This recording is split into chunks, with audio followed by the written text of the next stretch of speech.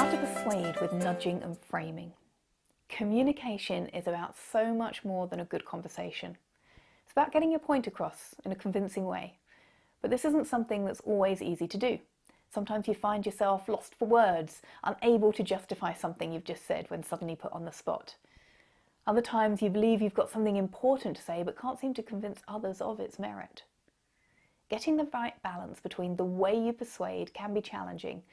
If you're too overtly persuasive or pushy, then it can be interpreted negatively. If you're not persuasive enough, then it means other people's opinions may be considered more important than yours. However, there are various tips and tricks, strategies that you can try to improve your persuasiveness without being overt about it. This includes things such as fluency, framing, and nudging, to name just a few.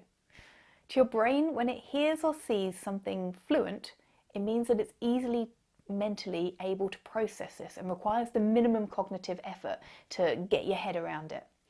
Fluent communication is clear, straightforward, and just seems to be true and to make sense.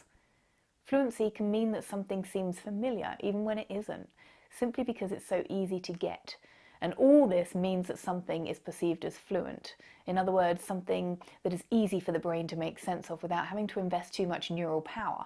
It's more liked, it's more persuasive, and it's more likely to be taken on board. But clarity isn't the only thing that's important to the brain. Context is also important, and in particular, framing. Framing is when you deliberately place a context around a particular point which you're putting across, which helps to influence the action or opinion of your audience. For example, you can frame the same information to make it sound more or less risky. Framing is one example of how you can capitalize on the many irrational biases that people take on board when trying to make judgments and decisions about what they're listening to or watching. But of course, being persuasive doesn't stop when your audience walks out of the door.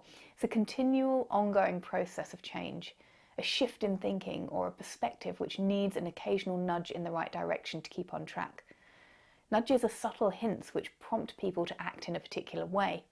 For example, discrete arrows pointing to a bin next to where you leave your lunch tray, or the sticker of a pair of feet which tells you where to stand when waiting to be served. Nudges like this are typically acted upon by your brain, often without you even consciously realizing that you're being nudged. To be persuasive in your leadership, you need more than just a good idea or opinion. You need to have the right communication strategy which allows you to get your point across. If you want to find out more about different communication strategies which are persuasive at the level of your brain, then get in touch with us at Synaptic Potential.